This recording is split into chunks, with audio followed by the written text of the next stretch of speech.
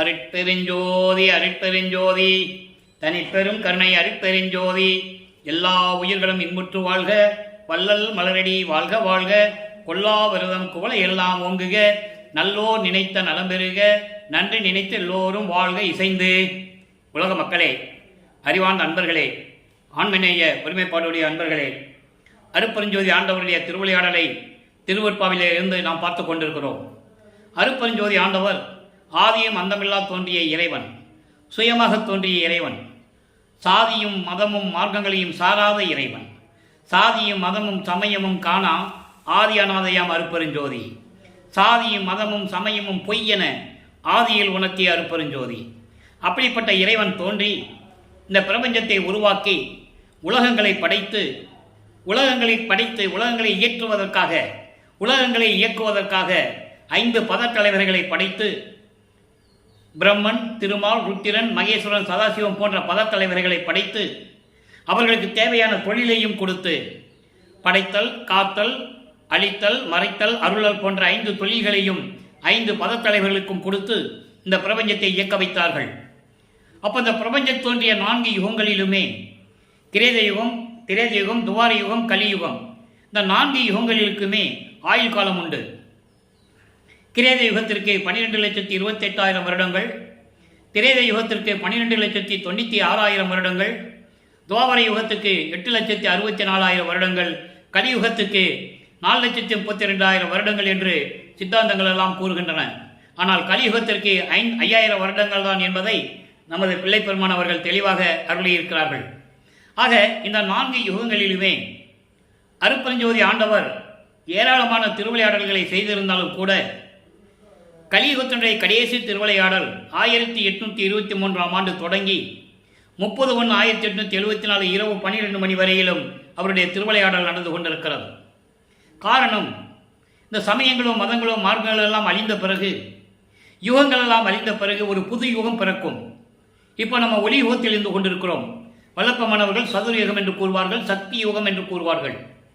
இப்போ இந்த யுகத்தில் இருக்கும்போது இந்த சமயங்களும் மதங்களும் மார்க்கங்களும் ஒளிந்து விட்ட பிறகு உலக மக்களுக்கென்று ஒரு மார்க்கம் வேண்டும் என்பதற்காக அருட்பெருஞ்சோதி ஆண்டவர் சுத்த சன்மார்க்கத்தை நிறுவி அதை தன் மகன் கையில் ஒப்படைத்து இந்த உலக மக்கள் எல்லாம் இன்புற்று வாழ வேண்டும் என்பதற்காகவே தான் வளர்க்கப்பட்ட செல்வ பிள்ளையை ஒரு தாயின் வழியாக இந்த பூலோகத்தை வருவிக்க செய்தார் என்பதை நாம் பார்த்தோம். வருவிக்க உற்ற பிறகு 8 ஆண்டுகள் வரையிலும் நல்லா கவனிக்கணும். வளர்ப்பமனை பற்றி பேசும்போது வருவிக்க உற்றவர் என்று பேச வேண்டும், வருவிக்க உற்றவர் என்று சொல்ல வேண்டும். பிறந்தார் என்றோ அவதரித்தார் என்றோ சொல்லவே கூடாது. பிறக்கிறவனும் அவதரிக்கின்றவனும் பிறந்து இறக்கணும் ஒவ்வொரு அவதாரத்திலையும். வருவிக்க உற்றவன் அப்படி இல்லை, இறைவனால் நேரடியாக வருவிக்க உற்றவர். அவர் ஒவ்வொரு யுகத்திலையும் இருந்து கொண்டிருந்தவர். ஆக கலியுகத்தினுடைய கடைசி கட்டத்தில் இந்த உலக மக்களுக்கு சுத்த சன்மார்க்கம் கொடுக்க வேண்டும் என்பதற்காக உலக மக்களை எல்லாம் சுத்த சன்மார்க்கத்தில் இணைத்து அவர்களும் இன்புற்று வாழ வேண்டும் என்பதற்காகவே தனது மகனை, தனது செல்வ பிள்ளையை ஒரு தாயின் வழியாக இந்த பூலகிற்கு வருவிக்க செய்தார் அருட்பெருஞ்சோதி ஆண்டவர். அதை பாடல்களிலே தெளிவாக நமக்கு அருளியிருக்கிறார்கள்.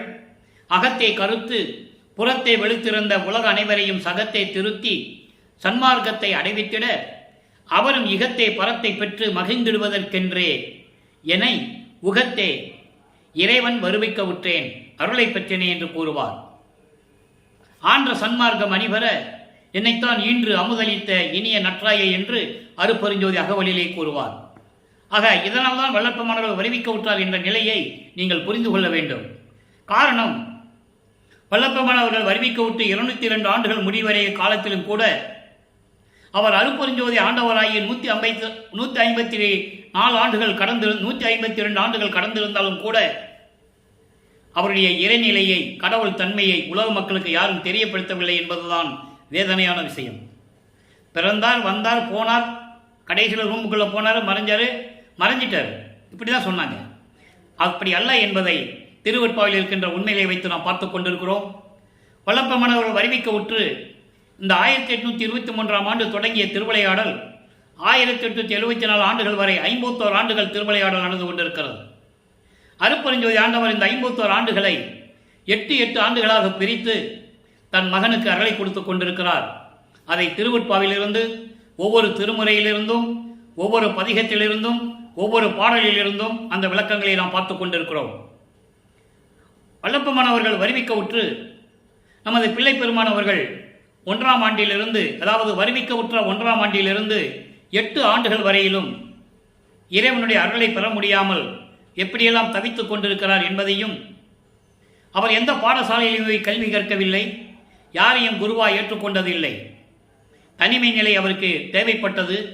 அதனால் சென்னையிலே கந்தகோட்டம் என்ற ஒரு இடத்திலே ஒரு தனிமையான இடம் இருந்தது. அந்த காலகட்டத்தில் அங்கே போய் அமர்ந்திருப்பார், இல்லை தனிமையான ஒரு இடம் தேடி போய் அமர்ந்து கொள்ளுவார். இரவானால் வீட்டுக்கு வருவார்.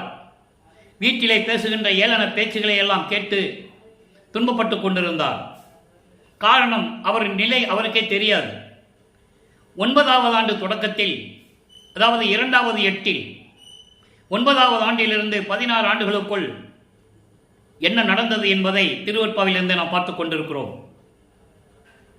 9வது ஆண்டு தொடக்கத்தில், வருவிக்க உற்று 9வது ஆண்டு தொடக்கத்தில் இறைவன் அவர் முன்னால் தோன்றி, மகனே, நீ என்னால் வருவிக்க உற்றவன், காரியங்கள் எல்லாம் போக போக உனக்கு புரியும், முன்பருவம் பின்பருவம் காட்டி நான் அருள் செய்வேன், உனக்கு ஞானத்தை பெற்றுக்கொள் என்று சொல்லி மறைந்து விடுகிறார். இப்போ வல்லப்பெருமான் அவர்கள் 9வது ஆண்டிலிருந்து 16 ஆண்டுகளுக்குள் இருந்து கொண்டிருக்கிறார். அவருக்கு ஞானம் பிறக்கிறது. அப்போ இறைவனிடம் முறையீடு செய்கிறார். நல்லா கவனிக்கணும். இப்போ அவருக்கு ஞானம் வந்துவிட்டது, பாடல் பாடக்கூடிய திறமை வந்துவிட்டது, பிரபஞ்சத்தின் உண்மைகளை கூறக்கூடிய எல்லா ஆற்றலும் அவருக்கு கிடைத்து விட்டது. இப்போ இறைவனிடம் எப்படி முறையீடு செய்கிறார்? இறைவனால் வருவிக்கு உற்ற மகன் என்று தெரிந்தும் கூட வெளியே சொல்ல முடியாது. காலத்தின் கட்டாயம். சமயங்களும் மதங்களும் மார்க்கங்களும் சூழ்ந்திருந்த காலகட்டங்களில் நமது பிள்ளை பெருமானவர்களும் எப்படி அந்த நெறிகளை பின்பற்றி கொண்டிருந்தால், சைவ சமயத்தினுடைய குறியீடுகள், திருநீர் பூசுவது, உத்திராட்ச மாலை அணிந்து கொள்ளுவது, இப்படி பல சங்கற்ப விகற்பங்களில் ஈடுபட்டு கொண்டிருந்தார்கள். அது காலத்தின் கட்டாயம். அவர் இருந்துதான் ஆகணும். இறைவன் அங்கே இருக்க வைக்கிறார். மறைப்பு நிலை கொடுத்து மகனை அங்கே இருக்க வைக்கிறார். பின்னாளில் இதெல்லாம் தேவையில்லை, மக்களுக்கு தேவையில்லை என்ற நிலை சொல்ல வேண்டும். அப்போ இந்த சமயங்களும் மதங்களும் மார்க்கில் இருக்கிற நிலைகளை பின்பற்ற வேண்டும். அந்த நிலையில் இருக்கும்போது திருவருள் முறையீடு உதயமாகிறது. 1ஆம் திருமுறை, மொத்தம் 232 பாடல்கள். இதுவரை 193 பாடல்களுடைய விளக்கங்களை பார்த்திருக்கிறோம். இன்று 194வது பாடல். ஒவ்வொரு பதிகத்திலிருந்தும் நாம் விளக்கங்களை பார்த்து கொண்டிருக்கிறோம். இப்போ நல்லா கவனிக்கணும். எப்படி இறைவனிடம் முறையீடு செய்கிறார், இறைவனை எப்படி உருவகப்படுத்துகிறார். அப்போ சிவபெருமான் தான் இறைவன், சைவ சமயத்தினுடைய தலைவன், சைவ சமயத்தின் இறைவன் சிவபெருமான். சிவபெருமான் பல பெயர்களிலே அழைத்துக் கொண்டிருந்தார்கள். சிவபெருமான் என்றும், தியாகராஜ பெருமான் என்றும், மாசிலாமணி என்றும், சொக்கநாதன் என்றும், சுந்தர மகாலிங்கம் என்றும் பல பெயர்களிலே உண்டு. இப்போ இவர் எப்படி முறையீடு செய்கிறார் என்பதை பார்க்க போகிறோம். இப்போ வல்லப்பெருமான் அவர்கள் 2வது எட்டில் இருந்து கொண்டிருக்கிறார். 9வது ஆண்டிலிருந்து 16 ஆண்டுகளுக்குள் என்ன நடந்தது? களம் கண்ட ஓர் மணி காட்சியும், முச்சுடர் கண் அருளும், வளம் கொண்ட தெய்வ திருமுக மாட்சியும், வாய்ந்த பரிமளம் கொண்ட கொன்றை சடையும், பொற்சேவடி மாண்பும் ஒன்ற உளம் கொண்ட புண்ணியர் அன்றோ எந்தனை உடையவரே. இது பாடல். இந்த பாடலுடைய விளக்கம் பாருங்க. அதாவது இறைவனிடம் முறையீடு செய்ய வேண்டும். வருவிக்க உற்றவன் என்ற நிலை தெரிந்த பிறகு எனக்கு ஏன் அருளை கொடுக்கவில்லை என்று இறைவனிடம் முறையீடு செய்கிறார். களம் கண்ட ஓர் மணி காட்சி. களம் கண்ட மணி காட்சி என்பது ஆழகால விஷம் உண்டு கழுத்திலேயே மணி போன்று அந்த கழுத்திலே உருண்டையாக நிறுத்தி கொண்ட இறைவனே, முச்சூடர் கண் 3 கண்களை உடைய இறைவனே, அருளாற்றல் கொண்ட இறைவனே, வளம் கொண்ட தெய்வ திருமுக மாட்சியும், உன்னுடைய முகம் இருக்கிறதே அந்த அருளுடைய முகம், அதனுடைய ஒளி காட்சியும், பொருந்திய பரிமளம் கொண்ட கொன்றை சடை, கொன்றை மலர்கள் சூடிய சடையும். பரிமளம் என்பது மனம் வீசக்கூடிய புத்தம் புது மலர்கள் சூடிய கொன்றை மலர்களை சூடிய சடையை உடைய இறைவனே, உன்னுடைய பொற்சேவடி, பொன்னான திருவிழுடைய மாண்பும் எல்லாமே உள்ளம் கொண்ட புண்ணியர் என்றோ, புண்ணியர்களின் உள்ளம் பொருந்தி இருக்கிறது. நானும் உன்னை முறையீட்டு செய்து கொண்டிருக்கிறேன். விரைவில் வந்த எனக்கு அருள்வாயாக எந்தனை உடையவரே, என்னை வருவிக்க செய்து என்னை மகனாக ஏற்றுக்கொண்டு என்னை உடைய இறைவனே, விரைவில் வந்து எனக்கு அருள்வாயாக என்று சொல்லி முறையீடு செய்கிறார். இப்போ 13வது ஆண்டில் ஞானம் கிடைத்த பிறகு இவர் மனம் அவரை திருவொற்றியூருக்கு இழுத்து செல்லுகிறது. இவர் மனம் இழுத்து செல்வது என்பதை விட அருட்பெருஞ்சோதி ஆண்டவர் உள்ளத்தை தூண்டி விடுகிறார், மனதை தூண்டி விடுகிறார். என் மகனை திருவொற்றியூருக்கு கூட்டு செல் என்று. இவர் திருவொற்றியூர் செல்லுகிறார். அங்கே 2ஆம் திருமுறை உருவாகிறது. 1207 பாடல்கள், 113 பதிகங்கள். ஒவ்வொரு பதிகத்தில் இருந்த பாடலுடைய விளக்கத்தை பார்த்து கொண்டிருக்கிறோம். இன்று பதிகம் 22 திருப்புகழ் விலாசம் 9வது பாடல். இதுவரை 21 பதிகங்களுடைய விளக்கம் என்னவென்றால், ஒரு சுருக்கம். திருவொற்றியூருக்கு செல்லுவது, தியாகராஜ பெருமானம் பற்றி பாடுவது, அருள் வேண்டும் என்று வேண்டுவது, முறையீடு செய்வது, ஒரு பிரயோஜனம் இல்லை. அப்புறம் திருமுல்லை வயலுக்கு செல்லுகிறார். அங்கே மாசிலாமணி மனம் உருகி பாடுகிறார். எந்த விதமான பலனும் இல்லை. அதன் பிறகு திருவில்லை தாயத்துக்கு செல்லுகிறார். அங்கே இறைவனை பற்றி பாடுகிறார். எந்த விதமான பலனும் இல்லை. இப்படி இருக்கும்போது பதிகம் 22 என்ற பதிகத்திலே, திருப்புகழ் விலாசம் என்ற பதிகத்திலே 9வது பாடல், இறைவனுடைய அருளை வெளியே சொல்லுவது, அதே நேரத்தில் தனக்கு அருள் வேண்டும் என்று வேண்டுவது. திருப்புகழ் விலாசம் 9வது பாடல். பாடலை நல்லா கவனிங்க. ஏன் பாடலை சொல்லி விளக்கம் சொல்லி இறைவனுடைய திருவிளையாடலை பார்த்து கொண்டிருக்கிறோம் என்றால், அருட்பெருஞ்சாண்டவர் தன் மகனை எப்படியெல்லாம் ஆட்டி படைக்கிறார், அருளை கொடுக்காமல் எப்படி போக்கு காட்டுகிறார். 51 ஆண்டுகள் கடக்க வேண்டும். அப்போ ஒவ்வொரு நிலைகளிலும் எப்படி அருளை கொடுத்து கொண்டிருக்கிறார் என்ற திருவிளையாடலை தான் நாம் பார்த்து கொண்டிருக்கிறோம். நாட்டும் முப்புறம் நகைத்து எரித்தவனே, நன்னி அம்பலம் நடம் செய்யும் பதனே, வேட்டு வெண்டலைத்தார் புனைந்தவனே, வேடன் எச்சிலை விரும்பி உண்டவனே, கோட்டு மேருவை கோட்டிய புயனே, குற்றமும் குணமா குறிப்பவனே, தீட்டு மெய் புகழ் திசை பறந்து ஓங்க திகழ் ஒற்றையூர் சிவபெருமானே. இது பாடல். இந்த பாடலுடைய விளக்கம் பாருங்க. மண்ணுலகிலே தாரகாசுரனுடைய பிள்ளைகள், ஒரு அரக்கனுடைய பிள்ளைகள், தாரகச்சன், வித்துன்மாலி, கமலாச்சன், இந்த 3 பேரும் மக்களையும் தேவர்களையும் துன்புரித்துக் கொண்டிருக்கிறார்கள். அவர்களை துன்புரித்து விட்டு அந்த கோட்டையில் போய் மறைந்து விடுவார்கள். அதுவும் முப்புறம், பொன்கோட்டை, வெள்ளிக்கோட்டை, இரும்பு கோட்டை.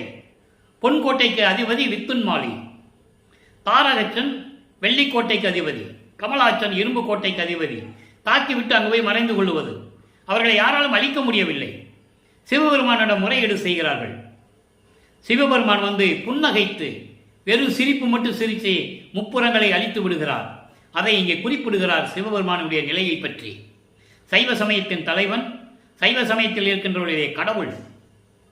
இது நிலைகள் மாறும்போது சுத்த சன்மார்க்கத்தை பெற்ற பிறகு அருட்பெருஞ்சோதி ஆண்டவர் தான் பிரபஞ்சத்தின் உண்மையான கடவுள் என்று கூறுவார். அதை நம்ம இன்னைக்கு பார்க்க போகிறோம். நல்லா கவனிச்சுக்கிட்டே வாங்க. அப்படிப்பட்ட இறைவனே, நன்னி அம்பலம் நடனம் செய்யும் பதனே, அம்பலத்திலே இருந்து கொண்டு அருள் நடனம் செய்து கொண்டு திருவிளையாடல் செய்து கொண்டிருக்கின்ற இறைவனே, வேட்டு வெண்தலைத்தார் புனைந்தவனே, சுடுகாட்டிலே எரிந்த பிணங்களினுடைய மண்டை ஓடுகளை மாலையாக தொடுத்து மார்பிலே அணிந்து கொண்டவனே, வேடன் எச்சிலை விரும்பி உண்டவனே. கண்ணப்பன் விலங்குகளை வேட்டையாடி அதை சிவபெருமானுக்கு மாமிசத்தை படைத்துக் கொண்டிருக்கிறான். அப்போ இந்த மாமிசம் சுவையாக இருக்கிறதா என்று தான் சாப்பிட்டு அவள் அதனுடைய எச்சிலை கொடுக்கிறான் சிவபெருமானுக்கு. அதை சிவபெருமான் ஏற்றுக்கொள்ளுகிறான். அதன் பிறகு கண்ணப்பன் திண்ணப்பன் கண்ணப்பன் ஆகிறார் என்ற வரலாறு உங்களுக்கு தெரியும்.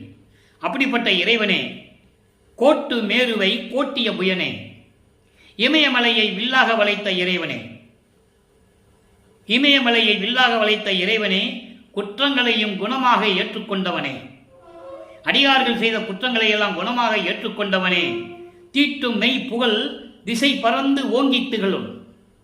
உன்னுடைய மேன்மையான புகழ் 8 திசைகளிலும் ஓங்கி திகழ்ந்து கொண்டிருக்கிறதே இறைவனே. அப்படிப்பட்ட விளங்கிக் கொண்டிருக்கின்ற இறைவனே, திருவொற்றியூரில் இருக்கின்ற சிவபெருமானே, விரைவில் வந்து எனக்கு அருள்வாயாக என்று சொல்லி முறையீடு செய்கிறார், விண்ணப்பம் செய்கிறார். இப்போ இந்த நிலைகள் எல்லாம் மாறும்போது வல்லப்பெருமானவர்கள் 3வது எட்டில் அடியெடுத்து வைத்துக் கொண்டிருக்கிறார்.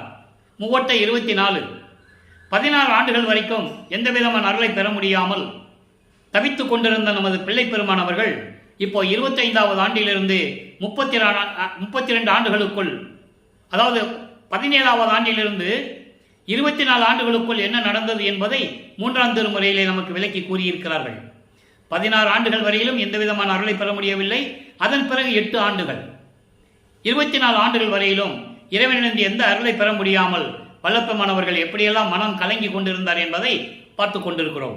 அந்த வகையில் இன்று நாம் 3ஆம் திருமுறையிலே பதிகம் 17 காதல் சிறப்பு கதுவா மாண்பு. மனமும் தன்னை தலைவியாகவும் இறைவனை தலைவனாகவும் வர்ணனை செய்து, உள்ளத்தை தோழியாக வர்ணனை செய்து, மனதை தோழியாக வர்ணனை செய்து பாடல்களை நமக்கு அருளியிருக்கிறார்கள்.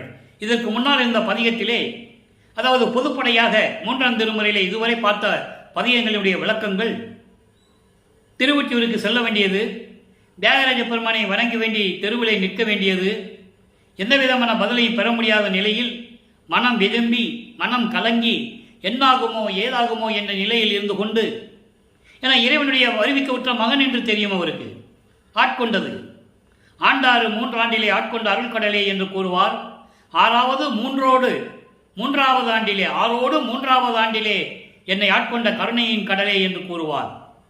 ஆக இந்த 9வது ஆண்டில் ஆட்கொண்ட பிறகு இந்த 24 ஆண்டுகள் வரையிலும் எந்த விதமான அருளை பெற முடியாமல் இருக்கும்போது, அவர் மனம் ஒரு நிலையில் இல்லாமல் இருக்கும்போது, நாரையை தூது அனுப்புவது, கிளிகளை தூது அனுப்புவதை தியாகராஜ பெருமானுக்கு எந்த விதமான பதிலும் இல்லாமல் ஒரு குறத்தி பெண்ணிடம் போய் குறி கேட்பது, அதன் பிறகு ஒரு ஜோதிடர்கிட்ட போய் ஜோதிடம் கேட்பது, இதெல்லாம் நம்ம பார்த்து விட்டோம். இப்போ காதல் சிறப்புக்கு கதுவா மாண்பு.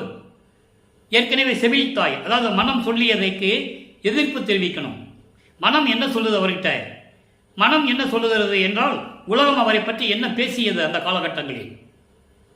ரோடாக சுற்றிக்கிட்டு திரியிறான், அவனே இருக்க இடம் இல்லாமல் சுடுகாட்டில் படுத்துட்டு கிடக்கிறவன் சிவபெருமான்.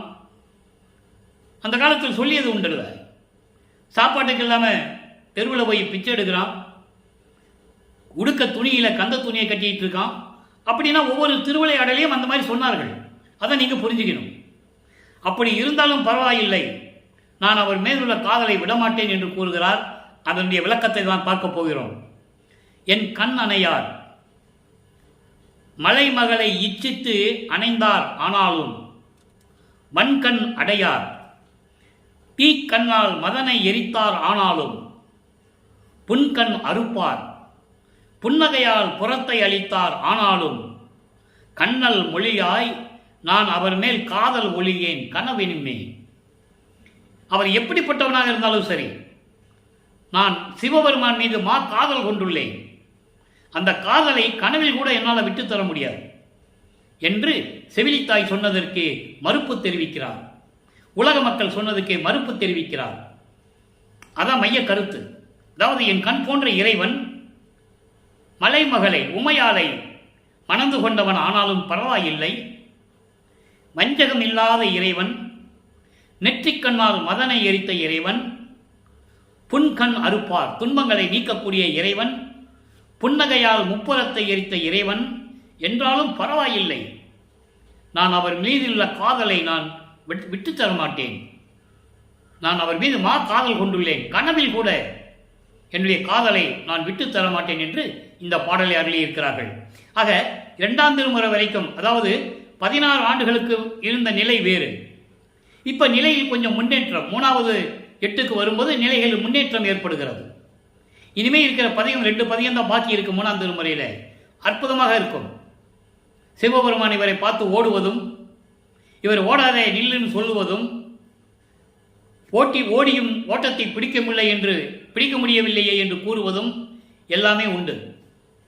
திருவொற்பாவில எல்லா உண்மைகளும் உண்டு. ஏன் இவர் பின்னாலே ஓடுறாரு, ஓட்டத்தை பிடிக்க முடியலன்னா, 24 ஆண்டுகள் வரைக்கும் அவர் எந்த விதமான சக்தியும் பெறவில்லை. அதன் பிறகுதான் பறக்கும் சக்தி, தத்துவ சித்தி, ஏம சித்தி எல்லாம் அதுக்கப்புறம் தான் வாங்குறாரு. நினைச்சா நினைச்ச இடத்துல இருப்பார். அதுக்கப்புறம் அவர் நடக்க வேண்டியதில்லை. ஒரு நொடியிலே அண்டங்களை கடந்து செல்வார். அது பாடலெல்லாம் இன்னைக்கு நம்ம பார்க்க போகிறோம். பாருங்க, இப்போ இந்த பாடலை பார்த்தாச்சு. 3ஆம் திருமுறை வரைக்கும் இந்த நிலை தான் ஏற்பட்டு கொண்டிருக்கிறது. இப்போ 4ஆம் திருமுறை, அதாவது 4வது எட்டில் இருந்து கொண்டிருக்கிறார். 4 8 32. 24 ஆண்டுகள் வரைக்கும் இந்த நிலையில் இருந்து கொண்டிருக்கிறார். சிவபெருமானிடமிருந்து எந்த அருளையும் பெற முடியவில்லை, தவித்துக் கொண்டிருக்கிறார். ஏனென்றால் அந்த காலகட்டங்களில் சமயங்களும் மதங்களும் மார்க்கங்களும் சூழ்ந்திருந்ததனால் இவர் சிவபெருமானை இறைவனாக ஏற்றுக்கொண்டு இதை செயல்பட்டுக் கொண்டிருக்கிறார். அதுதான் உண்மை. அதன் பிறகு 4ஆம் திருமுறையிலே, அதாவது 4வது எட்டில் 25 ஆண்டு தொடக்கிய பிறகு 32 ஆண்டுகளுக்குள் என்ன நடந்தது என்பதை அருட்பிரகாச மாலையிலிருந்து 100 பாடலிலிருந்து விளக்கத்தை பார்த்தோம். அதற்கு ஒரு சின்ன சுருக்கமான பதில் விளக்கம். ஏன்னால் இன்று புதிதாக பார்க்கின்றவர்களுக்கு அந்த விளக்கம் தேவைப்படுகிறது. அதாவது 25 ஆண்டுகள் வரைக்கும் எந்த விதமான அருளை பெற முடியாத நம்ம பிள்ளை பெருமானவர்கள் 27வது ஆண்டில் இறைவன் எப்படி வந்து தன் மகனுக்கு அருளை கொடுத்தார் என்பதையும், ஒவ்வொரு நாளும் இரவில் நடந்து வந்து எப்படியெல்லாம் அருளை பெற்றுக்கொண்டார் என்பதையும் நாம் பார்த்து விட்டோம். அதன் பிறகு சின்னைமையார் அவர்களுக்கு திருமாங்கல்யம் பூட்டி, அது ஒரு திருவிளையாடல் அந்த காலகட்டங்களில். ஏன்னா இவர் தாலி கட்டி தான் ஆகணும், அது ஏற்கனவே நிர்ணயிக்கப்பட்டது. அதுக்கான விளக்கங்கள்லாம் திருவெட்பாவில் இருக்கின்றன. அதன் விளக்கத்தை எல்லாம் பார்த்து விட்டோம். அப்படி அந்த அம்மையாருக்கு திருமாங்கல்யம் பூட்டி மோட்ச வீட்டை காட்டி விமோசனத்தை கொடுத்து, அதன் பிறகு அங்கே திருமண மண்டபத்திலே பிரம்மன், திருமால், ருத்திரன் போன்றவர்களால் வாழ்த்த காத்து கொண்டிருக்கிறார்கள். அந்த நேரத்தில் தன்னுடைய தந்தை அருப்பெருஞ்சோதி ஆண்டவரும் தாய் சிவகாமி வள்ளியும் வரவில்லை என்ற ஏக்கத்தை எப்படியெல்லாம் பாடல்களிலே கூறியிருந்தார் என்பதையெல்லாம் பார்த்து விட்டோம். அதன் பிறகு மணமக்களை வாழ்த்துவதற்காக 2 குதிரை மாட்டின தேரிலே சிவகாமி அம்மையாரும் அருப்பெருஞ்சாண்டவரும் வந்து எப்படி வாழ்த்துவிட்டு சென்றார்கள் என்பதையும் நாம் பார்த்து விட்டோம். இந்த நிலைகளெல்லாம் மாறிய பிறகு உலகப்பற்றை துறக்க வேண்டும். இதெல்லாம் 32 ஆண்டுகளுக்குள் நடந்து கொண்டிருக்கிறது. இறுதியில் 32வது ஆண்டு இறுதியில் அப்போ உலகப்பற்றுகளை துறக்க வேண்டும், உலக விடயங்களை துறக்க வேண்டும். மண்ணாசை, பெண்ணாசை, பொன்னாசை ஆகிகளை விட்டு கொடுக்க வேண்டும், துறக்க வேண்டும். சரியக்கிரிய யோகம் என்ற 12 நிலைகளை ஏற்கனவே கடந்து விட்டார். இவரை அறியாமலே கடந்து விட்டார். அப்படி இந்த நிலையெல்லாம் கடந்த பிறகு இப்போ தத்துவங்களை கடக்க வேண்டும். தத்துவங்களை கடப்பதற்கு சுத்த சன்மார்க்கத்தை வாங்க செல்ல வேண்டும். இப்போ வல்லப்பமானவர்கள் 5வது எட்டில் இருந்து கொண்டிருந்தார். 33வது ஆண்டிலிருந்து 40 ஆண்டுகளுக்குள் என்ன நடந்தது என்பதை பார்த்துவிட்டோம். தத்துவங்களை தனித்தனியாக கடந்தேன். தத்துவாதீத மேல்நிலையில் சித்தியல் முழுதும் தெரிந்தேன். அவை மேல் சிவநிலை தெரிந்திட சென்றேன். அகவல்லே சொல்லுவார், 7ஆம் நிலை ஏற்றி எந்தனக்கே 6 காட்டிய அருப்பெருஞ்சோதி என்று சொல்லுவார். 6 என்பது 6x6 36 தத்துவங்களை முதல்ல காட்டிய அருப்பெருஞ்சோதி என்று சொல்லுவார். அதன் பிறகு கடத்திய அருப்பெருஞ்சோதி என்று சொல்லுவார். 7ஆம் நடுவிலை ஏற்றி எந்தனை ஈண்டு 6 கடத்திய அருப்பெருஞ்சோதி என்று சொல்லுவார். அதை தான் அருப்பெருஞ்சோதி அட்டகத்திலே கூறுவார். ஆக தத்துவங்களுக்கு கடந்து சரியக்கிரிய யோகம் இந்த 12 நிலைகளையும் கடந்து சுத்த சிவஞான விலைக்கு சென்று கொண்டிருக்கிறார் நமது பிள்ளை பெருமானவர்கள். அங்கே சுத்த சன்மார்க்கத்தை வாங்க வேண்டும். தனது தந்தை அருப்பெருஞ்சாண்டவர் மகனை எதிர்கொண்டு வரவேற்கிறார். எல்லா விளக்கத்தையும் பாடலில் நம்ம பார்த்துட்டோம். பாடலில் இருக்கிறது தான் இங்கே நம்ம சொல்லிக்கிட்டு இருக்கோம் என்பதை நீங்கள் புரிந்து கொள்ள வேண்டும். கதையாகவோ கற்பனையாகவோ அல்ல, நமது பிள்ளை பெருமானங்கள் திருவெட்பாவில் அருளப்பட்ட உண்மைகளை கூறிக்கொண்டிருக்கிறோம். அதை நீங்கள் புரிஞ்சுக்கணும். வெளியே உலக மக்களுக்கு யாரும் சொல்லாதனால யாருக்கும் தெரியாது. திருவெட்பாவில் அவ்வளவு உண்மைகள் உண்டு. அப்போ அதெல்லாம் வாங்கி கொண்டு சுத்த சன்மார்க்கத்தை பெற்றுக்கொண்டு சாகா கல்வியை கற்றுக்கொண்டு எல்லாமே அங்கே நடக்குது. நாகாதிபனும் திரு நாராயணனும் நறுமுறுமெனவே ஞான அமுதம் அளித்தாய் நானும் உண்டு துண்ணவே சாகா கலையை பயிற்று தந்த தயவையே சாற்றருக்கரிது. மெய்யர்கள் வியப்பிலே அந்த பாடல் உண்டு. ஆக எல்லோரும் முன்னிலையிலையும் சாகா கல்வியை கற்றுக்கொண்டு அருள்களை எல்லாம் பெற்றுக்கொண்டு நீ அருப்பெருஞ்சோதியை வாங்கணும். இறைவன் வந்து இவரோட கலந்துக்கணும். இறைவன் தான் கலக்கணும். அப்பா வந்து மகனோட கலக்கணும். ஏனென்றால் அருப்பெருஞ்சாண்டவர் பிரிந்த சக்தியை 51 ஆண்டுகள் பிரிந்த தன்னுடைய சக்தியோடு இவர் மறுபடியும் ஒன்றாக இணைய வேண்டும். அதான் கான்செப்ட். அதுதான் 6வது எட்டு முடிஞ்ச பிறகு கடைசி 3 வருஷத்துல மேட்டுக்குப்பத்தில் நடந்தது. அதை நம்ம பின்னால் பார்க்க போறோம். இப்போ இந்த 5வது எட்டில் எல்லா நிலைகளையும் பெற்றுக்கொண்டு நேராக பூலோகத்திற்கு திரும்பி வருகிறார் நமது இறைவன் வல்லப்பெருமானவர்கள். நேர கருங்கூலிலே வருகிறார். அங்கே 9 ஆண்டுகள் அங்கே உறைவிடமாக கொண்டுள்ளார். அந்த 9 ஆண்டுகளில் என்னென்ன நடந்தது என்பதை திருவெட்பாவிலே 6ஆம் திருமுறையிலிருந்து ஒவ்வொரு பதிகத்திலிருந்தும் ஒவ்வொரு பாடலிலிருந்தும் பார்த்து விட்டோம். இப்போ அங்கிருந்து விடைபெற்று கொண்டு கருங்குழியிலே வெங்கட ரெட்டியாரும் அவருடைய மனைவி முத்தையம்மையாரிடம் விடைபெற்றுக் கொண்டு இங்கே வடலூரிலே பார்வதிபுரம் மக்கள் அன்பளிப்பாக கொடுத்த அந்த இடத்திலே தர்மசாலையை உருவாக்க வேண்டும் என்பதற்காக அவர் கருங்குழிக்கு வந்து கொண்டிருக்கிறார். கருங்குழியிலே ஒரே நாளில் 23/5/1867 தர்மசாலையை நிறுவி அணையா அடுப்பை ஏற்படுத்தி ஜீவர்களுக்கு பசியாற்றுதலை செய்து கொண்டிருக்கிறார். எந்த ஜீவனும் பசியோடு இருக்கக்கூடாது என்ற நிலையில் அவர் பசியாற்றிக் கொண்டிருக்கிறார் என்பதை நாம் பார்த்து கொண்டிருக்கிறோம். இப்போ வல்லப்பமானவர்கள் 6வது எட்டில் இருந்து கொண்டிருக்கிறார். 41வது ஆண்டிலிருந்து 48 ஆண்டுகளுக்குள் இங்கே வடலூரில் இருக்கும்போது என்னென்ன நிலைகள் நடந்தது என்பதை பார்த்து கொண்டிருக்கிறோம். செவி வெளிவந்த செய்திகள் எல்லாம் ஏராளமாக உண்டு. சங்கராச்சாரியர் வந்து சமஸ்கிருதம் தான் தாய்மொழி என்று சொல்ல, தமிழ் மொழி தந்தை மொழி என்று வைத்துக் கொள்ளுங்கள் என்று சொல்ல, இப்படியெல்லாம் நிறைய நிகழ்ச்சிகள் நடந்தது. அது நம்ம ஏற்கனவே செவி வெளிவந்த செய்திகளை நாம் கேட்டிருக்கிறோம். அதன் பிறகு உத்தரஞான சிதம்பரம் மாலை உருவாகிறது. 1869 திருவற்பா மறு அறுப்பா என்று அறிவிக்க வேண்டும் என்று சொல்லி நீதிமன்றத்திலே வழக்கு தொடர்ந்தார்கள். சமயங்களையும் மதங்களையும் மார்க்கங்களையும் சார்ந்த தலைவர்கள், அதை விட்டுக் கொடுக்க முடியாதவர்கள் அங்கே வழக்கு தொடர்ந்தார்கள். நமது இறைவன் வல்லப்பமானவர்கள் அங்கே சென்று நீதிபதிக்கு காட்சி கொடுத்தவனே எல்லோரும் மரியாதை செலுத்தினார்கள். அதன் பிறகு விசாரணை நடந்தது.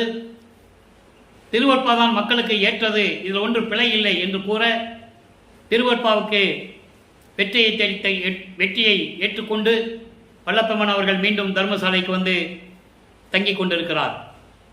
அதன் பிறகு உத்தரஞான சிதம்பரம் மாலை உருவாகியது.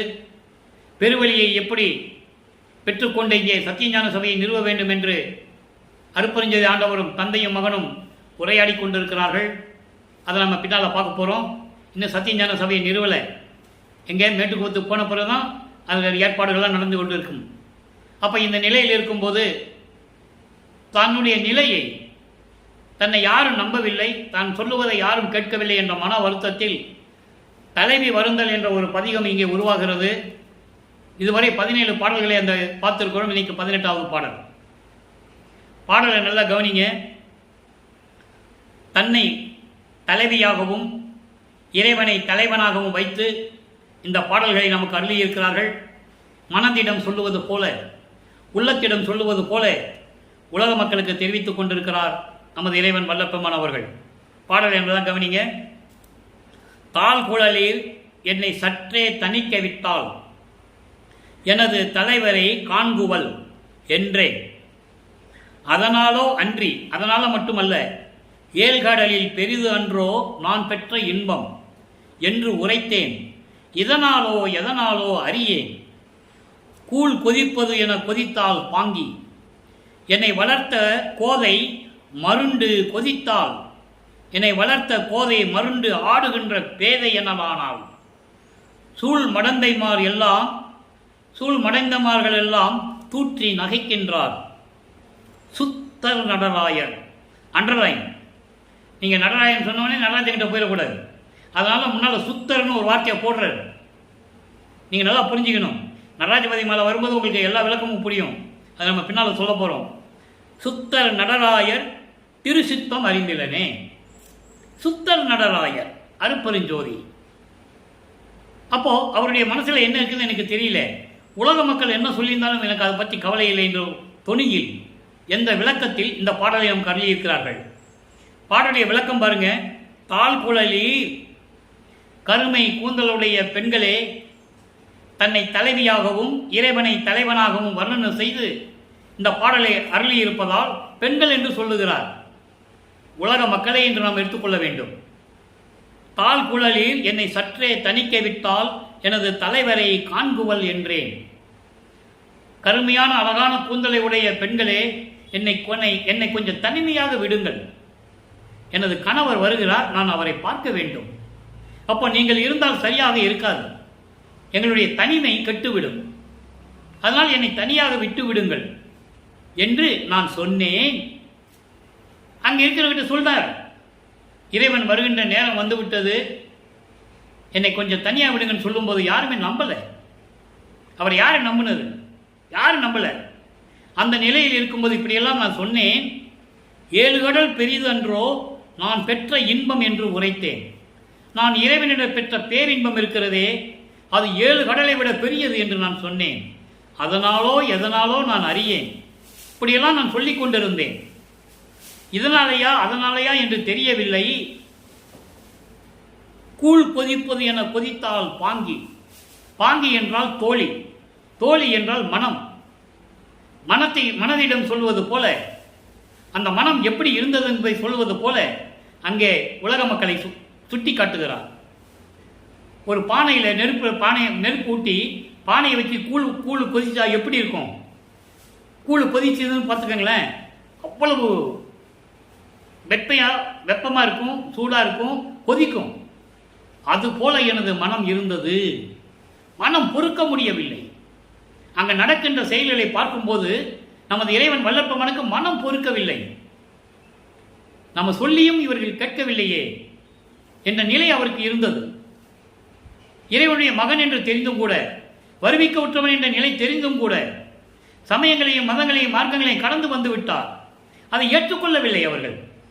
ஏனென்றால் உடன் இருந்தவர்கள், நட்பு வட்டாரங்கள் எல்லாருமே சமயங்களையும் மதங்களையும் மார்க்கங்களையும் பின்பற்றி கொண்டிருந்தார்கள். தன் பெயர்களுக்கு பின்னால் ஜாதி பெயரை போட்டுக் கொண்டிருந்தார்கள். முதலையார் என்றும், செட்டியார் என்றும், ஐயர் என்றும், பிள்ளைவாள் என்றும் ஜாதி பெயர்களை போட்டுக் கொண்டிருந்தார்கள். நல்லா புரிஞ்சுக்கணும். நீங்க அந்த மன குமுறலை வெளிப்படுத்துகிறார். இப்படி சொல்லியும் யாரும் நம்பவில்லை என்ற நிலை அப்போ அவருக்கு உருவாகிறது. அப்போ அந்த நிலையில் இருக்கும்போது அந்த நிலை என் மனம் இருந்தது. அதோடு மட்டுமல்ல, எனது வளத்தை சிவகாமி வள்ளியிலும் கூட இதை கண்டுகொள்ளவில்லை. அவளும் என்னை ஏற்றுக்கொள்ளாமல் பைத்தியம் பிடித்து ஆடுகின்ற ஒரு பெண் போல என்னிடம் நடந்து கொள்ளுகிறாள். அந்த நிலைகளெல்லாம் உருவாகும் போது சூழ்மடந்தையர்கள் எல்லாம் தூற்றி நகைக்கின்றார். என்னை சுற்றி இருக்கின்ற பெண்கள் எல்லாம் ஏளனமாக பேசுகிறார்கள். அதாவது என்னை சுற்றி இருந்தவர்கள் எல்லாம் என்னை ஏளனமாக பேசுகிறார்கள். இதெல்லாம் நடைமுறைக்கு வருவதா என்று சொல்லி என்னை ஏளனமாக பேசுகிறார்கள் என்று கூறுகிறார். அடுத்து பாருங்க, இப்போ என்னை வளர்த்தவளும் வெறுப்பாக பார்க்கிறார் என்று சொல்லுகிறார். அவர் அந்த அம்மாவை பற்றி, அந்த அம்மையாரை பற்றி, சிவகாமி வள்ளியை பற்றி புகழ்ந்து எதுவும் பாடவில்லை என்ற ஒரு காரணத்திற்காக இறைவனை பற்றி சொல்லுகிறார்கள் இல்லையா? அதை ஒரு எடுத்துக்காட்டாக சமுத்திரமாலை என்ற பதிகத்திலே 4வது பாடலை பாருங்க. அதையே முதல்ல நான் சொல்லலைன்னா இது சொல்லிட்டு தான் சொல்லணும். எப்படி சொல்றாரு பாருங்க. சித்தியெல்லாம் அளித்த சிவசக்தி என்னை உடையாள், சிவகாமி வெள்ளியோடு சிவஞான பொதுவில் முத்தியெல்லாம் தர விளங்கும் முன்னவா, நின் வடிவை மூடமன சிறியேன் நான் நாட வரும்பொழுது புத்தியெல்லாம் ஒன்றாகி புத்தமதம் உண்டால் போலும் இருப்பது அதற்கு மேலும் இருப்பது வேல், பத்தியெல்லாம் உடையவர்கள் காணமிடத்திருக்கும் படிதான் எப்படியோ இப்படி என்பது அறிவே. தன் அம்மை சிவகாமி வள்ளியை பற்றி சொல்லுகிறார்.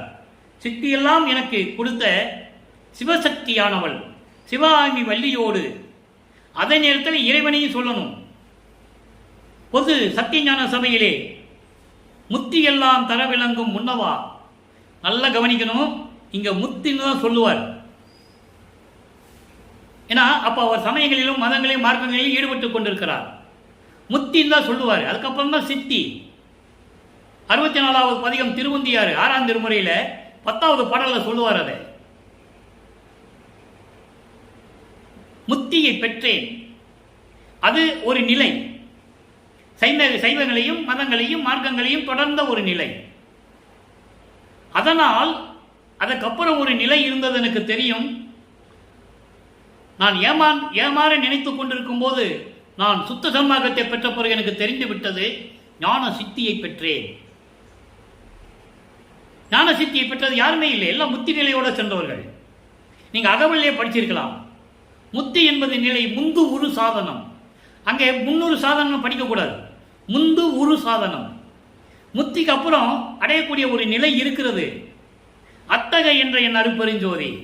அவங்க அப்பா சொல்றாரு மகனுக்கு, மகனே, முத்தியோட நிலை முடிந்து விடவில்லை. அதுக்கப்புறம் சித்தி என்பது நிலை சேர்ந்த அனுபவம். அத்தகை என்ற அருட்பெருஞ்சோதி.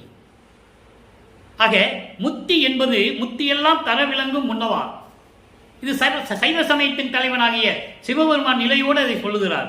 எல்லா அடியார்களும் முத்தி நிலையை அடைந்தவர்கள். அப்படிப்பட்ட இறைவனே, நான் உன்னை கண்டபோது புத்த அமுதம் உண்டால் எப்படி இருக்குமோ அந்த அளவுக்கு நான் இன்பமாக இருந்தேன், பேர் இன்பத்தோடு இருந்தேன், அதற்கு மேலாக இருந்தேன். பக்தியெல்லாம் உடையவர்கள், உன்னை வணங்கக்கூடியவர்கள் எல்லாம் காணும் இடத்தில் எல்லாம் அருள் காட்சி கொடுத்த இறைவனே என்று சொல்லி இந்த பாடலை அணிவிக்கிறார்கள். அதனுடைய பதில் அவள் சிவகாமி வள்ளி எப்படி இருந்தாள் என்றதை 6ஆம் திருமுறையிலே வந்து சொல்லுகிறாள். என்னை வளர்த்தவளும் கோதை, என்னை வளர்த்த கோதைனா என்னை வளர்த்த அம்மா பெண், அவளும் மருண்டு ஆடுகின்ற பேதை என ஆனாள். ஒரு பெண் பைத்தியம் பிடித்து விட்டால் எப்படி ஆளுவாளோ அந்த மாதிரி என்னை பார்த்த உடனே அவ்வளவு வெறுப்பு காட்டுகிறான். இப்படியெல்லாம் இருக்கும்போது பெண்கள் எல்லாம் கூடி என்னை நகைக்கிறார்கள். அதாவது உலக மக்களும் மட்டுமல்ல, என்னை சூழ்ந்தவர்கள், நட்பு வட்டாரத்தில் இருந்தவர்கள் கூட என்னை நம்பாமல் கேலி செய்து கொண்டிருக்கிறார்கள் என்றுடைய அவர் மனநிலையை நமக்கு அருளியிருக்கிறார்கள் என்பதை நீங்கள் புரிந்து கொள்ள வேண்டும். காரணம், அவரை யாரும் நம்பல. அதை நீங்க மனசுல வச்சுக்கணும். எல்லாருமே பிறந்தாரு, அவதரித்தாரு, துறவி, யோகி இப்படிதான் சொன்னாங்க. அவருடைய நிலையை யாரும் ஏற்றுக்கொள்ளவில்லை என்ற ஆதங்கத்தை வெளிப்படையா சொல்லவும் முடியல. கடைசியில் சொல்லுவார், இங்கே சித்தி வளாகத்தில் தான் சொல்லுவார். அது இந்த நிலையில் இருக்கும்போது அவருடைய மனநிலையை இங்கே குறிப்பிட்டிருக்கிறார். அடுத்த பதிகத்தில் பாருங்க, பாமாலை ஏற்றல் என்பது அவருடைய மனநிலை இப்படி சொல்லிட்டாரா. அதன் பிறகு இவர் பாடிய பாடல்களை எல்லாம் எப்படி ஏற்றுக்கொண்டார், இறைவனுடைய திருவிளையாடல் எப்படி நடந்தது. 11வது பாடல் அதில், எண்ணுகின்றேன் எண்ணும் தோறும் என் எண்ணம் எல்லாம் திட்டிக்க நன்னுகின்றது, என் புகழுவேன் நான் இலத்தீர். அங்க தன்னை பெண்ணாக உருவப்படுத்தி உலக மக்களெல்லாம் இப்படியெல்லாம் என்னை நினைத்துக் கொண்டிருக்கிறார்கள் என்று கூறுகிறார். இதுக்கு முன்னால் பார்த்த பாடலுடைய விளக்கத்தில் இப்ப என்ன சொல்றார் பாருங்க, எண்ணுதோறும் என் எண்ணம் எல்லாம் தித்திக்க நன்னுகின்றது, என் புகழுவேன் நான் நிலத்தீர். ஏன் நான் நிலத்தீர்? நான் நிலம் என்றால் இந்த பூலோகம் தான். 5 திணைகளை கொண்டது இந்த பூலோகம். 5 திணைகள்: குறிஞ்சி, முல்லை, மருதம், நெய்தல், பாலை. குறிஞ்சி என்பது மலைகளும் மலை சார்ந்த இடம். மருதம் என்பது காடு சார்ந்த இடம். முல்லை தான் காடு சார்ந்த இடம். மருதம் வயல்களும் வயல் சார்ந்த இடம். நெய்தல் பாலையும் பாலை சார்ந்த இடம். இதை தனியாக விட்டுருவாரு நெய்தலை. குறிஞ்சி, முல்லை, மருதம், பாலை, இங்குதான் மனிதர்கள் வாழக்கூடிய இடம். அதான் நான் நிலத்தீர் என்று சொல்லுகிறார். பூலோகத்தை இப்படி சொல்லுகிறார். அப்போ இந்த பூவுலகில் இருக்கின்ற மக்களே, நான் நினைத்து பார்க்கிறேன். இறைவனுடைய அருளை எனக்கு திருவிளையாடல் செய்ததை பற்றி நான் நினைத்து பார்க்கிறேன். நான் நினைக்கும் தோறெல்லாம், நான் நினைக்கும் போதெல்லாம் என் உள்ளம் இருக்கிறதே தித்திக்கும்படி என் உள்ளத்தில் வந்து சேர்ந்தது அவருடைய அருள் என்பதை நீங்கள் புரிந்து கொள்ள வேண்டும் உலக மக்களே. விளக்கி சொல்லுகிறார். உண்ணுகின்ற உள்ளம் அதோ, நான் தான் உஞன்று தவத்தால் கிடைத்த தெல்லமுதோ அம்பல் அவன் சீர். அதாவது நினைக்கின்ற உள்ளம் இருக்கிறதே, அது எப்படிப்பட்டது? நான் செய்த தவத்தால். 4 யுகங்களிலுமே நான் என்ன தவம் செய்தேன் என்று எனக்கு தெரியாது. ஆனால் நான் செய்த தவம், சுத்த சன்மார்க்கத்தில் செய்த தவம். சுத்த சன்மார்க்கத்தில் தவம் என்பது என்ன? சுத்த சன்மார்க்கத்தில் தவம் என்பது எந்த நேரமும் கன நிமிஷமும் கூட மனதை வெளியே செல்ல விடாமல் மனதை ஒருநிலைப்படுத்தி இறைவனையே மனதில் நினைத்து கொண்டிருப்பது. அதான் சொல்லுவாரு, நோவாத நோன்பு என்னை போல் நோற்ற வரும். நோவாத நோன்பு உடம்பை வருத்தாமல், இம்சப்படுத்தாமல், பட்டினி இருக்காமல், எலும்பு தெரியல இருக்காமல் நான் இருந்தேன். அந்த தவம், இதை போல் யாராவது தவம் இருந்து எஞ்ஞான்றும் சாதாவரும் என்னை போல் பெற்றவரும் தேவானின் பேரருளை என்னை போல் சார்ந்தவரும் எவர் உலர் சற்றே அறை என்று கூறுவார். இது ஏன் கூறுகிறார் என்றால், சமயங்களிலும் மதங்களிலும் மார்க்கங்களில் கூறப்பட்ட முனிவர்கள் ரிஷிகள் எல்லாமே மலைக்கடியில் போகிறது, குகைக்குள்ளே போய்க்கிறது, கடல் கடியில் போய்க்கிறது, மரத்துக்கடியில் உட்கார்ந்து புத்து மண் வர அளவுக்கு தவம் இருக்கிறது. அதை அழகாக சொல்வார் மகாதேவ மலையிலே. கற்பங்கள் பல கோடி செல்ல தீய கனலீடு ஊசி மேல் காலை ஊன்றி புலர்ந்து எலும்பு புலப்பட ஐம்பொறி ஓம்பி நிற்பவருக்கும் ஒழித்து, நீ முனிவருக்கும் ஒழித்து, அமரருக்கு ஒழித்து, கீழே வேள்வி வளர்த்து நெருப்பை வளர்த்து மேலே ஊசி பலகையை போட்டு அதை ஒத்த காலில் நிற்கிறானா, தவம் இருக்கிறானா இறைவனை பார்க்கணும்னு. இன்னும் ஒரு சிலர் என்ன பண்ணுறாங்க, தண்ணி குடிக்காம சாப்பிடாம எலும்பு தெரிகிற மாதிரி இந்த பொன்னான உடம்பை, பொற்புறமை தெளிவாக சொல்லுவார். பொற்புறமைன்னா இந்த பொன்னான உடம்பை எலும்பு தெரிகிற மாதிரி, சதையும் சுருங்கி எலும்பு தெரிகிற மாதிரி தவம் இருக்கிறான். அவனும் இறைவனை பார்க்க முடியல. அப்போ நான் இறைவனை பார்க்கணும் என்ன பண்ணணும்? அந்த சூட்சமமான விளக்கத்தை நீங்கள் புரிஞ்சுக்கணும். அதை சுத்த சன்மார்க்கத்தில் சொல்லுவார். இறைவனை பார்க்கணும்னா என்ன பண்ணணும்? கொலையும் கொலையும் தவிர்த்திருக்க வேண்டும். ஒரு உயிரை கொல்லக்கூடாது. அந்த உயிரை கொண்டு அந்த பிணத்திற்குள்ள நாறுகின்ற பிணம், துர்நாற்றம் வீசுகின்ற அந்த பிணத்தை உணவாக எடுத்துக்கொள்ளக்கூடாது. அடுத்தபடியாக ஆண்மநேய ஒருமைப்பாட்டோடு இருக்க வேண்டும். எல்லா உயிர்களையும் தன்போல் உயிராக பார்க்க வேண்டும். ஜீவகானிய ஒழுக்கத்தில் இருக்க வேண்டும். அதான் மோட்ச வீட்டின் திறவுகோல், ஜீவகானிய ஒழுக்கம் என்று கூறினார். எல்லாமே பிரபஞ்சம் தோன்றிய காலத்திலிருந்து ஜீவகாரியம் என்று தான் கூறுவார்கள். அன்னதானம் ஜீவகானியம் தான் கூறுவார்கள். வல்லப்பமான் ஜீவகானிய ஒழுக்கம் என்று கூறுகிறார். அங்கே தர்மசாலையில் இருக்கும்போது ஜீவகானிய ஒழுக்கம் எப்படி உருவாச்சு என்பதை நாம் பின்னாலே பார்க்க போகிறோம். அதை பதிவாகவே நாம் செய்ய போகிறோம். அது இன்னும் காலங்கள் இருக்கிறது. ஜீவகானிய ஒழுக்கம் என்ன என்றால் தெரிவிப்பதற்காகத்தான் தர்மசாலையை நிறுவி பசியாற்றுகிறார் வல்லப்பமானவர்கள் என்பதை நான் பதிவு செய்ய கடமைப்பட்டிருக்கிறேன். ஆக இப்படியெல்லாம் இருக்கும்போது, அந்த நிலையில் இருக்கும்போது எல்லா அருளையும் பெற்றுக்கொண்டு யாரால் அம்பலவன் சீர் திருச்சி சம்பளத்திலே சுத்த சிவஞான வெளியிலே இருக்கின்ற எனது தந்தை அருப்பெருஞ்சோதி ஆண்டவருடைய அருளும் புகழும் தான் என்னை இந்த நிலைக்கு கொண்டு வந்தது என்று கூறுகிறார். அடுத்த நிலையை பாருங்க. அடுத்த நிலை 103வது பதிகம். இன்னைக்கு 1வது பாடல் தலைவி கூறல். முதல்ல தலைவி எப்படி வருந்தன்னு நம்ம சொல்லிட்டோம். அதுக்கு பதில் பாமாலையில் பார்த்துட்டோம். உலக மக்களுக்கு என்ன சொல்லிட்டாருன்னு சொல்லிட்டோம்.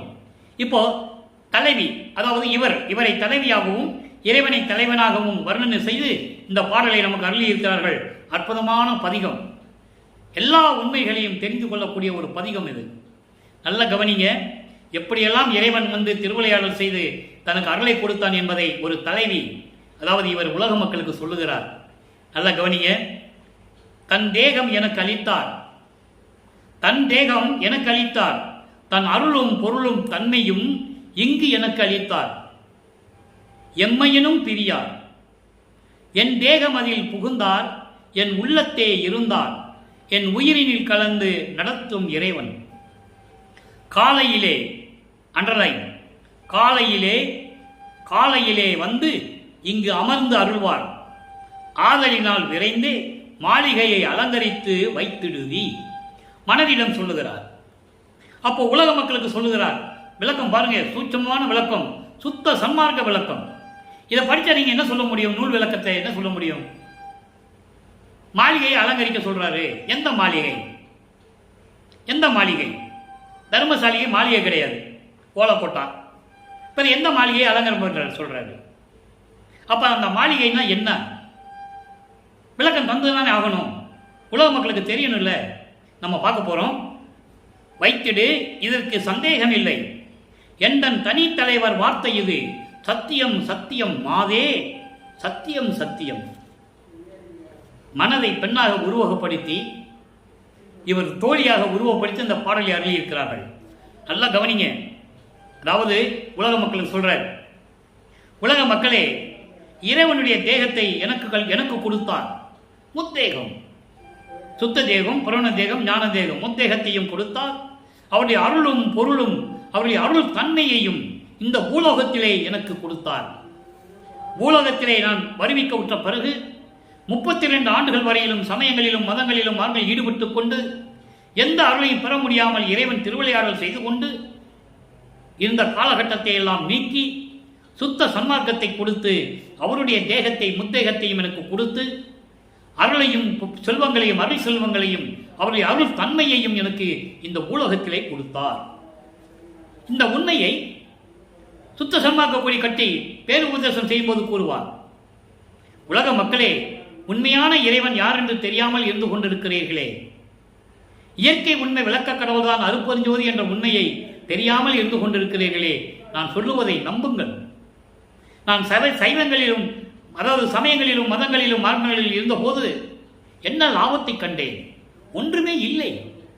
அதனால்தான் திருமுறையிலிருந்து நான் விளக்கத்தை உங்களுக்கு நான் கூறிக்கொண்டிருக்கிறேன் என்பதை நீங்கள் புரிந்து கொள்ள வேண்டும். அங்கே எந்த லாபமும் எனக்கு கிடைக்கல. இதெல்லாம் விட்டு விட்டு சுத்த சன்மார்க்கத்தை பெற்ற பிறகுதான் இந்த லாபமெல்லாம் எனக்கு கிடைத்தது. உங்களுக்கும் கிடைக்கும், நான் இறைவனிடம் சொல்லி இருக்கிறேன், உங்களுக்கும் கிடைக்கும் என்று கூறுவார். அந்த நிலையை இங்கே கூறுகிறார். நல்லா புரிஞ்சுக்கணும் நீங்க. அப்ப எம்மையினும் பிரியார், எந்த நேரத்திலும் எந்த உலகத்திலும் என்னை விட்டு பிரிய மாட்டார். இதை அகவலிலே சொல்லுவார். எம்மையினும் என்னை விட்டு இறையும் பிரியாது, அம்மையும் அப்பனுமாம் அருட்பெருஞ்சோதி. எம்மையினும் என்னை விட்டு இறையும் பிரியாது, எந்த காலகட்டத்திலும் எந்த நேரத்திலும் சரி என்னை விட்டு சிறிதளவு கூட பிரிய மாட்டார். எனக்கு தாயாகவும் தந்தையாகவும் விளங்கிக் கொண்டிருக்கின்ற அருட்பெருஞ்சோதி ஆண்டவர் என்று அகவலிலே கூறுவார். அதை தான் இங்க சொல்றாரு. எம்மையினும் பிரியார், என் தேகம் அதில் புகுந்தார். சொல்லிட்டாரா?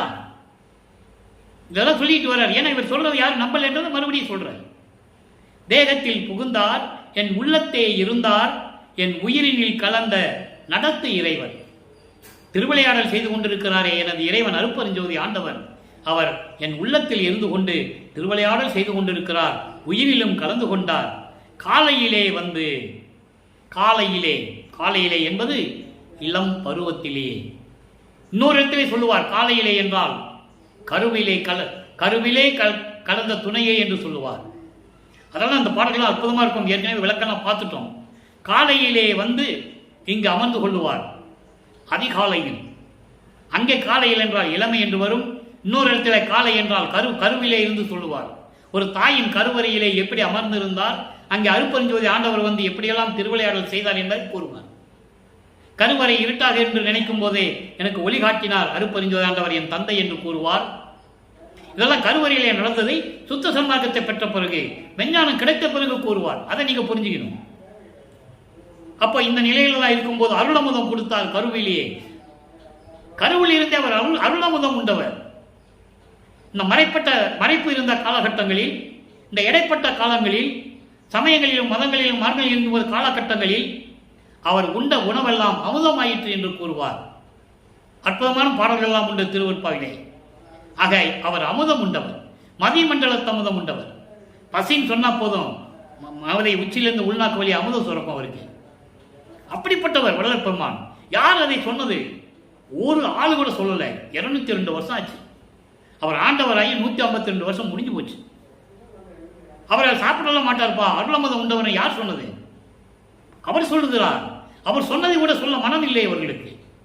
அந்த ஆதங்கம் இந்த வள்ளலார் ஊழியனுக்கு உண்டு. அதனால இதை கூறுகிறேன், வேற ஒன்றும் இல்லை. ஆக இப்படியெல்லாம் வந்து இங்கு அமர்ந்து கொள்ளுவார். எங்க? தர்மசாலையில.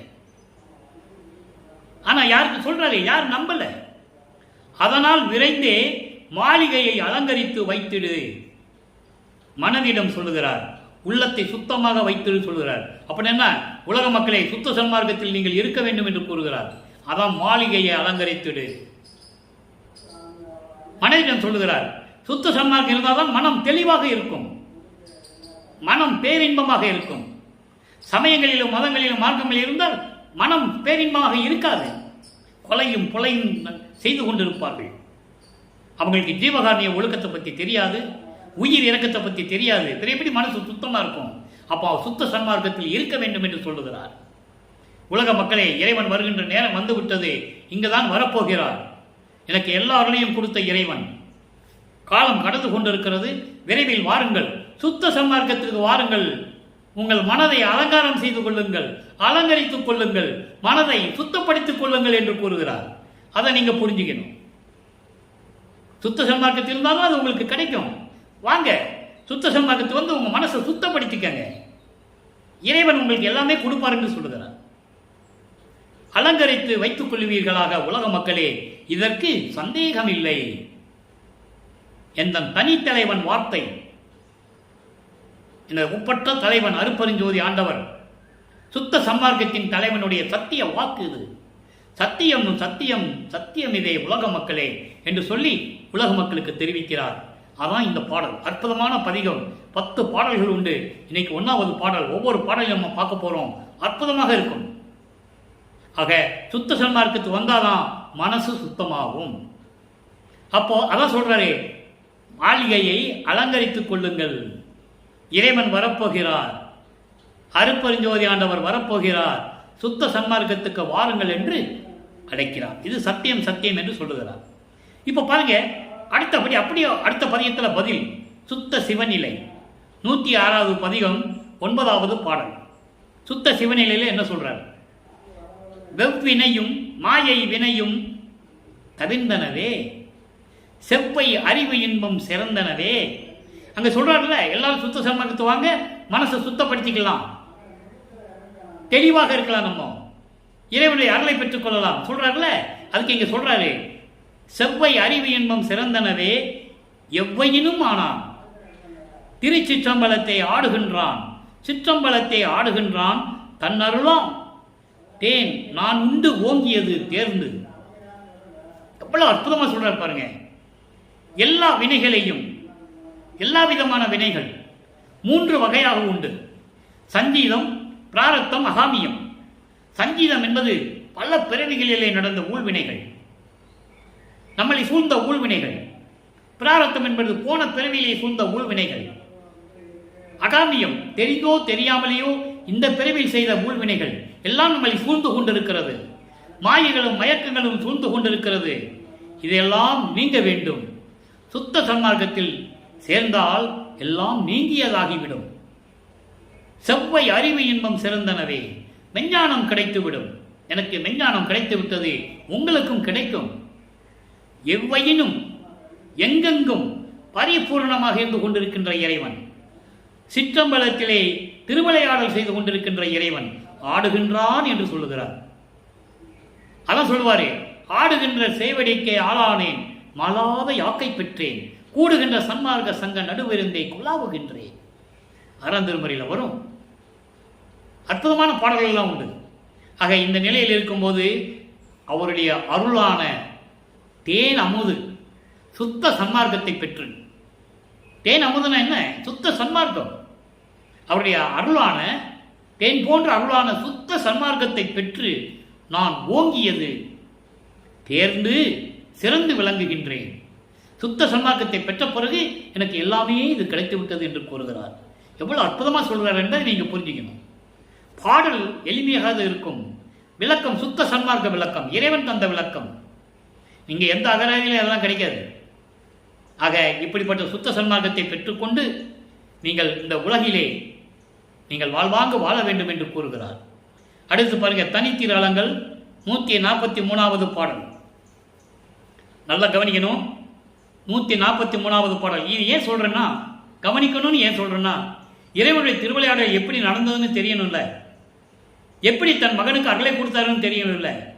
காரணம், இந்த சமயங்களும் மதங்களும் மார்க்கங்களால் ஏற்பட்ட புராணங்கள், காவியங்கள் எல்லாமே இருக்கு.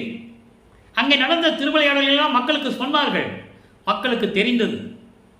திருவற்பாவில் இருக்கின்ற அருப்பஞ்சனுடைய திருவிளையாடலை யாரும் சொல்லலை, அதனால மக்களுக்கு தெரியல. இப்ப அந்த பாடலை சொல்ற பாருங்க, சனி தொலைந்தது, சனி தொலைந்தது, தடை தவிர்ந்தது, தயவு மிகுந்தது, சலமோடே துணி தொலைந்தது, சுமை தவிர்ந்தது, சுபம் மிகுந்தது. ஒவ்வொன்றும் அற்புதமா இருக்கும் விளக்கம். சனி கனிவோடே புனிதமன்று இறை நடம் அலர்ந்தது, புகழ் உயர்ந்தது புவியிலே. இது பாடல். சனி தொலைந்தது. சனி என்பது இறப்பு பிறப்பு, வரவு செலவு என்று சொல்லுவார் விளப்பமானவர்கள். ஒரு பாடலினை வரவு செலவு என்று சொல்லுவார், போக்கு வரவு செலவு அப்படின்லாம் சொல்லுவார். சனி தொலைந்தது என்றால் இறப்பு பிறப்பு என்ற துன்பம் நீங்கியது. எப்போ? சுத்த சன்மார்க்கத்தை பெற்ற பிறகு தடை தவிர்ந்தது. முக்கிய தடைகளாகிய இது தொடங்கி எல்லாமுடைய அற்புதஞ்சோதி அற்புத கடவுளே, இது தொடங்கி எக்காலத்தும் சுத்த சன்மார்க்கத்தின் முக்கிய தடைகளாகிய சமயங்கள், மதங்கள், மார்க்கங்கள் என்பவற்றின் ஆசார சங்கற்ப விகற்பங்களும் வருணம், ஆசிரமம் போதே உலகாச்சார சங்கற்ப விகற்பங்களும் எங்கள் மனதில் பற்றா வண்ணம் அருள் செய்தல் வேண்டும். விண்ணப்பம் இருக்கு. நாள் விடாம படிக்கிறாங்க, ஆனால் பின்பற்றுவதில்லை. அதுதான் வேதனையான விஷயம். அந்த தடைகளை சொல்றாரு. சமயங்கள், மதங்கள், மார்க்கங்கள் சொல்லப்பட்ட தடைகளை நீக்கியது தயை மிகுந்தது, உயிர் இரக்கம், ஜீவகாருண்ய ஒழுக்கம் மிகுந்தது. அதோடு மட்டுமல்ல, சலமோடு துணியும் தொலைந்தது. சலம் என்றால் மாயைகளும் மயக்கங்களும், மாயைகளும் மயக்கங்களோட கோபமும் தணிந்தது. ஏனால் காமம், குரோதம், லோபம், மோகம், மதம், ஆச்சரியம், இந்த 6 பிண்ட தூசிகளை நீக்க வேண்டும். அதுவும் நீங்கிவிட்டது. சுத்த சன்மார்க்கத்தை பெற்றதனால், சுத்த சன்மார்க்க நெறிகளிலே கடைபிடித்தால் இதெல்லாம் இருக்காது என்று சொல்லுகிறார். கலை தவிர்ந்தது, குற்றங்கள்லாம் நீங்கிவிட்டது, களி மிகுந்தது, இன்பம் மிகுந்தது, கனிவோடே புனிதமன்று இறைநடும் அலர்ந்தது. எங்கே? கனிவோடே, இரக்கத்தோடு சத்தியஞான சபையில் இறைவன் திருவிளையாடல் செய்து கொண்டிருக்கிறான். புகழ் உயர்ந்தது. சுத்த சன்மார்க்கத்தின் புகழ் மட்டுமல்ல, அருட்பெருஞ்சோதி ஆண்டவருடைய புகழும் உயர்ந்தது இந்த பூலோகத்தில் என்று கூறுகிறார். அடுத்து கடைசி ஒரே ஒரு விளக்கம். நெய்யருள் வியப்பு என்ற பதிகத்திலே 24வது பாடல். நல்லா கவனிங்க, அருமையான ஒரு விளக்கம். அருளார் ஜோதி என்னுள் விளங்க அளித்த காலத்தே, அருளார் ஜோதி என்னுள் விளங்க அளித்த காலத்தே, அடியேன் குறைகள் யாவும் தவிர்ந்தது இந்த ஞாலத்தே. பொருளாய் என்னையும் நினைக்க வந்த புதுமை என்னவோ, என்னையோ, பொருளாய் என்னையும் நினைக்க வந்த புதுமை என்னையோ, பொன் என்று ஐயா மதிப்பது உதவா துரும்பு தன்னையோ. எவ்வளவு அற்புதமான பாடல் பாருங்க. இறைவனுடைய திருவிளையாடல் எப்படி நடந்தது.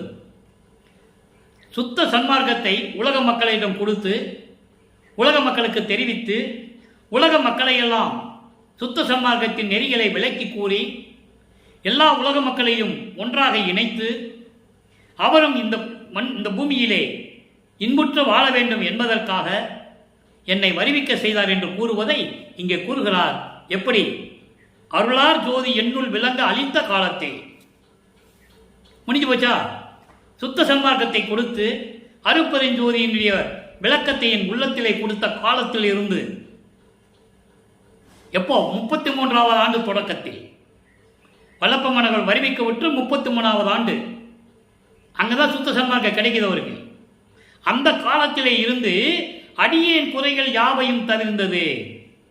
அப்போ சமயங்களிலும் மதங்களிலும் மார்க்கங்களிலும் 32 ஆண்டுகள் வரைக்கும் இருந்து கொண்டிருக்கிறார். அந்த குற்றங்களை எல்லாம் நீக்கியது எப்போ? 33வது ஆண்டில் சுத்த சன்மார்க்கத்தை பெற்ற பிறகு. தவிர்ந்தது இந்த ஞாலத்தே. இந்த பூலோகத்தில் எல்லா குற்றங்களும் நீங்கியது, சுத்த சன்மார்க்கம் விளங்கியது. பொருளாய் என்னையும் நினைக்க வந்த புதுமை என்னையோ, என்னை வருவிக்க செய்துவிட்டு என்னையும் ஒரு பொருளாக எண்ணி என்னை ஏற்றுக்கொண்ட அந்த விந்தை இருக்கிறதே, அதிசயம், அதான் புதுமை என்று சொல்லுகிறார். எதற்காகவோ இதை ஒரு இடத்துல சொல்லுவார். என்னை நேரடியாகவே நீ கொண்டு வந்திருக்கலாமே, வருவிக்க செய்திருக்கலாமே, ஏன் ஒரு தாயின் கருவறையிலிருந்து என்னை வருவித்தாய் என்று கேட்பார். அற்புதமான இடங்கள்லாம் உண்டு. பின்னால் நம்ம அதை பார்க்க போறோம். மகாதேவ மாலையில் உண்டு. அதை மகாதேவ மாலை படிக்கும் போது நமக்கு அந்த விளக்கங்கள்லாம் வந்துடும். இப்போ மனசில் வச்சுக்கங்க. கேட்குறாரு, எத்தனை பேரை நெத்திக்கண்ணிலிருந்து கொண்டு வந்த, எத்தனை பேரை வெளியிலிருந்து கொண்டு வந்த, ஆற்றுலையும் மணல்லையும் காடலையும் உருவாக்கி கொடுத்த, என்ன மட்டும் ஏன் ஒரு தாயின் வயிற்றிலிருந்து கொண்டு வந்த, நாற்றம் அடித்த இடத்திலிருந்து கொண்டு வந்தாய் என்று கேட்பார். அதை தான் இங்கே கேட்கிறாரு. இப்படியெல்லாம் இருந்த என்னை ஆட்கொள்வதற்காக வந்த புதுமை என்னவோ, எதற்காக? என்னை தங்கம் என்று நினைத்துக்கிறாயே, நான் எதுக்கும் உதவாத துரும்பாச்சே, நான் எதுக்கும் உதவாத ஒரு துரும்புனா, என்னையும் தங்கம் போன்று தாங்கி சுத்த சன்மார்க்கத்தை கொடுத்து எல்லா அருளையும் கொடுத்து இந்த பிரபஞ்சத்தை என்னை இயக்க வைத்து விட்டாயே என்று கூறுகிறார். அதான் இந்த பாடலுடைய விளக்கம். அருமையாக கூறுவார். அருட்பெருஞ்சோதி என் உள்ளத்தில் விளங்கும்படி அருளிய காலத்தில் அதையெல்லாம் அந்த குற்றங்களை எல்லாம் நீக்கி, சமயங்களிலும் மதங்களிலும் இருந்த குற்றங்களை எல்லாம் நீக்கி என்னை ஆட்கொண்டு இந்த பூலோகத்தில் என்னையும் ஒரு பொருளாக நினைத்து என்னை கொண்டு வந்தாயே. எதுக்கும் உதவாத துரும்பான என்னை பொன் போன்று மாற்றிவிட்டாயே. பொன் தேகத்தை கொடுத்து, சுத்த தேகம், பிரவண தேகம், ஞான தேகத்தை கொடுத்து இந்த பிரபஞ்சத்தை இயக்க வைத்து விட்டாயே என்று இறைவனுடைய திருவிளையாடலை கூறுகிறார். அவருடைய பெற்ற அருளை கூறுகிறார். எனவே மக்களே, நீங்களும் சுத்த சன்மார்க்கத்தில் இணைந்து கொலையும் புலையும் தவிர்த்து ஜோதி வழிபாடு செய்து அருட்பெருஞ்சோதி அருட்பெருஞ்சோதி தனிப்பெருங்கருணை அருட்பெருஞ்சோதி என்ற மகாமந்திரத்தை உச்சரித்து இறைவனுடைய அருளையும் அருள் செல்வங்களை எல்லாம் பெற்றுக்கொண்டு நோயற்ற வாழ்வில் இந்த வையகத்திலே நீங்கள் வாழ்வாங்க வாழ வேண்டும் என்று வாழ்த்தி, இறைவனுடைய தயவோடையும் கருணையோடையும் வாழ்த்தி இந்த வள்ளலார் ஊழியன் விடைபெறுகிறேன். மீண்டும் நாளை சந்திப்போம். நன்றி, வணக்கம். அருட்பெருஞ்சோதி அருட்பெருஞ்சோதி தனிப்பெருங்கருணை அருட்பெருஞ்சோதி. நாளையும் இறைவனுடைய திருவிளையாடல் தொடரும். கண்டு மகிழ்ந்து இறைவனுடைய அருளை பெற்றுக் கொள்ளுங்கள்.